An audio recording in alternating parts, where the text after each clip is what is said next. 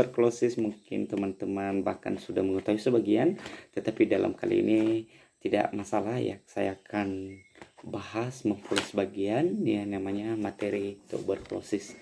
Nah, jadi tentunya penyakit tuberkulosis ini adalah merupakan salah satu penyakit rongga paru yang disebabkan oleh Mycobacterium tuberculosis. Jadi dalam arti rongga paru ini adalah ya rongga paru manusia teman-teman ya.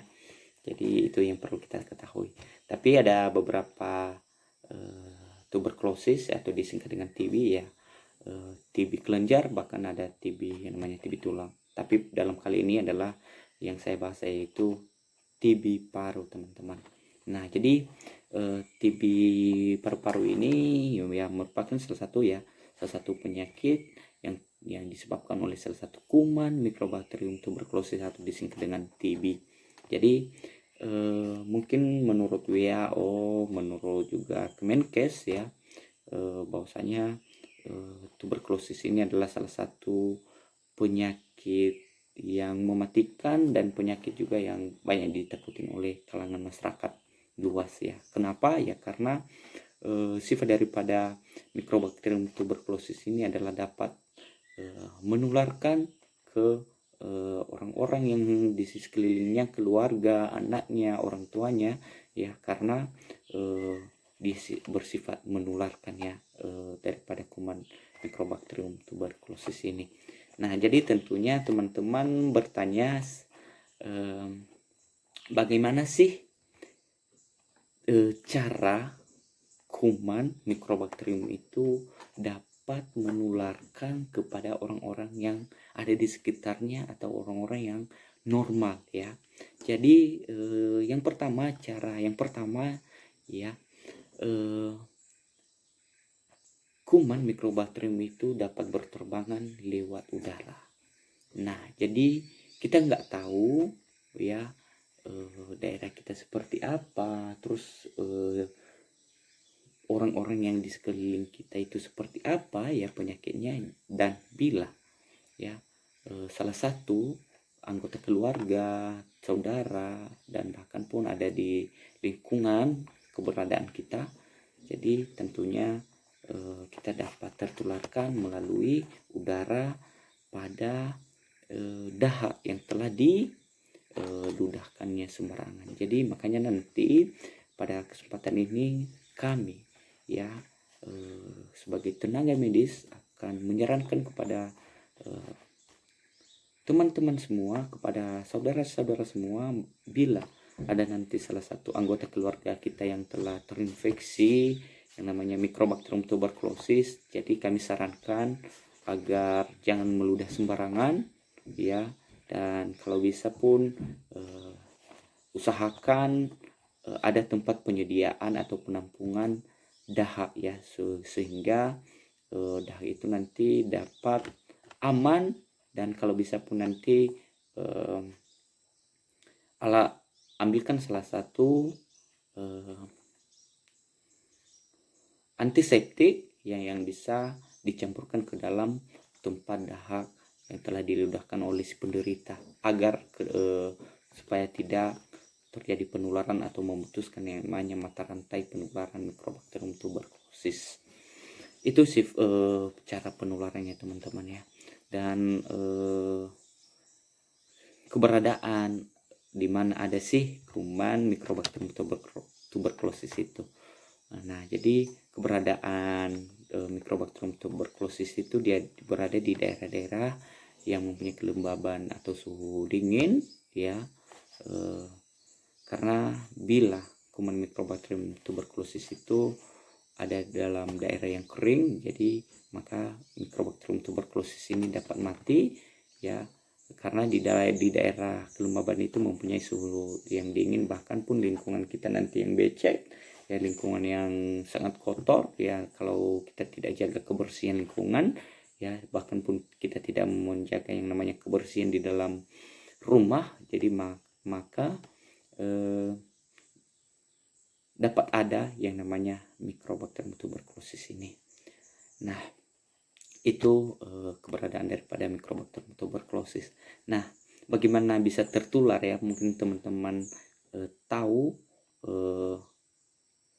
atau bahkan pun bertanya-tanya bagaimana sih bisa tertular nantinya di dalam satu keluarga ya. Jadi tentunya kami pada saat ini, kami sebagai tenaga medis mengajak teman-teman, bila nanti ada saudara kita, keluarga kita yang telah menderita penyakit tuberkulosis ya, jangan pernah juga kita akan takut atau mengasingkan dia kepada keluarga yang lain ya. Jangan, itu nanti bisa juga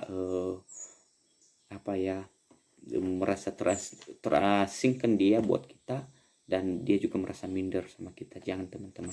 Tapi solusinya yang kami sarankan ya, bila si penderita ada dalam satu keluarga ya, usahakan tempat tidurnya tetap bersih ya, dan mempunyai juga ventilasi yang besar agar pertukaran udara yang ada di dalam satu ruangan itu bisa bertukar, jadi sehingga nanti kita anggota keluarganya bila kita masuk dalam ruangan itu bisa terhindar daripada itu, karena suhunya sudah bertukar karena ada ventilasi. Tapi bila tidak ada ventilasi ya, maka udara dalam satu ruangan ya tidak akan terjadi pertukaran seperti itu teman-teman.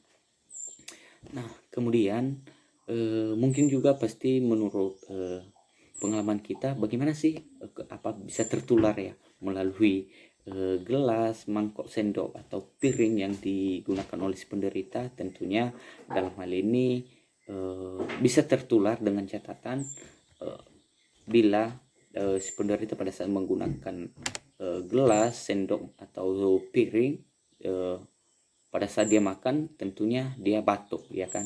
Nah terus kita juga sebagai anggota keluarga tidak langsung mencuci yang namanya peralatan yang telah digunakan ya, maka kita juga akan tertularkan lewat seperti itu ya, karena kita nggak tahu di dalam percikan daripada dahak yang telah dikeluarkan ya, pasti juga akan ada yang namanya tuberkulosis itu cara-cara penularannya teman-teman. Nah tapi pada kali ini saya pastikan jangan pernah takut dengan yang namanya penyakit tuberkulosis. Ada nanti obatnya dan bagaimana tata cara penanganannya ya, mungkin nanti di video saya berikutnya pasti saya akan jelaskan. Tapi perlu juga teman-teman ketahui yang namanya tanda dan gejala, agar nanti teman-teman jangan bertanya-tanya apa gejala, apakah ini gejala batuk biasa atau batuk kering atau batuk gimana, batuk ISPA itu adalah infeksi saluran pernafasan atas atau infeksi saluran di dalam salah satu rongga paru yang namanya bronkitis ya. Tapi perlu juga ketahui adalah beda-beda ya teman-teman ya, karena gejala daripada khas Mycobacterium tuberculosis itu adalah mempunyai gejala tersendiri ya. Itu gejala yang pertama yaitu batuk disertai dengan darah lebih dari 2 minggu, dalam arti bila salah satu orang penderita telah batuk dan mengeluarkan dahak ya. Tapi perlu juga ketahui dahak penderita biasanya dahak berdahak berwarna kehijauan bahkan kekuningan. Tapi dalam kali ini mungkin teman-teman atau si penderita datang ke fasilitas kesehatan tapi dengan pemberian penanganan peredakan obat pereda batuk biasa ya, atau pereda menggunakan antibiotik biasa, tetapi tidak akan sembuh. Tapi itu salah satu tanda dan gejala. Jadi tentunya obatnya itu mempunyai obat yang khusus ya, karena yang telah disediakan nanti oleh salah satu program pemerintah untuk menangani yang namanya pemutusan daripada penularan Mycobacterium tuberculosis. Itu gejala yang pertama. Gejala yang kedua, berkeringat di malam hari tanpa beraktivitas. Dalam arti ini pada saat orang tersebut dia tidur, kemudian dia tanpa beraktivitas, dan perlu juga kita akan mengetahui ya, ada 2 musim yang kita alami di negara kita ini adalah negara Indonesia ini adalah 2 musim, yaitu musim kemarau dan musim dingin atau musim hujan. Jadi tentunya berkeringat di malam hari ini ya tanpa mengenal yang namanya musim itu, karena Mycobacterium tuberculosis ini adalah dia beraktivitas atau dia berkembang biak juga atau mencari makanannya pada malam hari, teman-teman ya. Jadi makanya kita si penderita pasti akan yang mengalami yang namanya berkeringat di malam hari. Nah, itu gejala yang kedua. Gejala yang ketiganya, teman-teman pasti orang yang telah terinfeksi atau sudah terjadi kerusakan pada jaringan paru. Jadi tentunya kita akan mengalami sesak ya. Kenapa bisa sesak ya? Karena jaringan paru kita adalah tidak berfungsi sebagaimana mestinya, dan atau pertukaran daripada oksigen yang kita hirup dan dioksida yang kita keluarkan, jadi tentunya tidak akan stabil ya, karena salah satu jaringan paru kita, baik paru kanan maupun paru kiri, sudah mengalami kerusakan atau dia tidak bisa berfungsi sebagaimana dia berfungsi secara normal, teman-teman. Dan tentunya juga kalau kita sudah mengalami yang namanya infeksi di dalam rongga paru ya, tentunya juga kita akan mengalami yang namanya nyeri ya. Ibaratnya saja kalau kita luka tergores ya pisau contohnya ya, pasti juga kita akan mengalami nyeri ya. Jadi seperti itu juga dalam rongga paru, karena di dalam rongga paru yang telah diinfeksi oleh kuman Mycobacterium tuberculosis itu ya, tentunya sudah terjadi pelukaan. Nah, seperti itu teman-teman.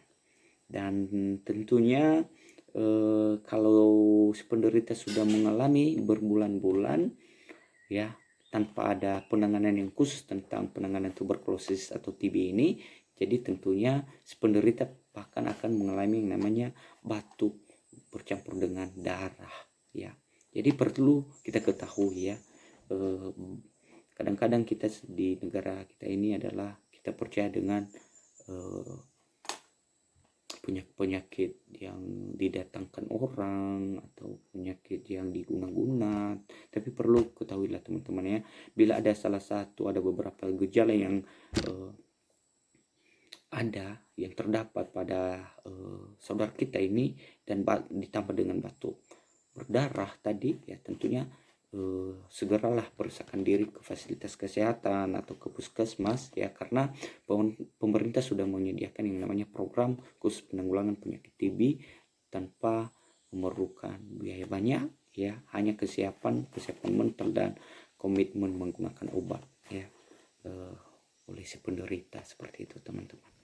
Nah, jadi kalau sudah batuk bercampur dengan darah ya, sudah otomatis mungkin saya sudah jelaskan tadi, Mycobacterium tuberculosis itu menginfeksi atau mematikan jaringan paru, jadi sehingga terjadi pelukaan. Jadi bila terjadi pelukaan pasti akan mengeluarkan yang namanya darah, karena sudah ada pembuluh darah di situ di dalam rongga paru itu teman-teman.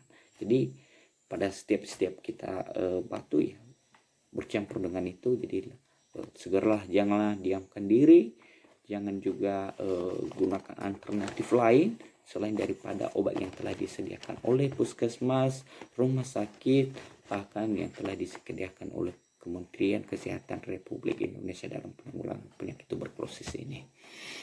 Karena bila kita tidak akan menangani secara khusus, maka percayalah teman-teman, kita dapat menularkan kepada anggota keluarga kita yang lainnya, karena perbandingan penularan adalah 1:10. Ibaratnya kalau si penderita satu orang sudah positif, maka dia dapat menularkan ke 10 orang ya.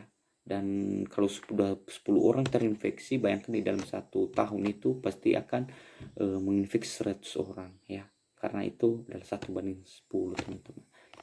Tapi jangan pernah takut, jangan pernah istilahnya merasa diasingkan ya dengan tuberkulosis ini, karena tuberkulosis ini sudah ada obatnya dan bisa juga disembuhkan teman-teman. Tapi dengan catatan mempunyai komitmen yang kuat, mempunyai mental yang kuat agar penyakit ini bisa sembuh. Dan percaya teman-teman, bila ada kesiapan hati, kesiapan mental, pasti juga kita sembuh ya, karena Maha Pencipta pasti akan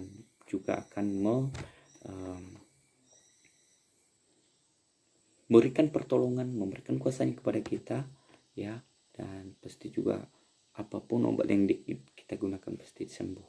Ya, tapi tidak ada alternatif lain teman-teman selain obat yang telah disediakan oleh pemerintah.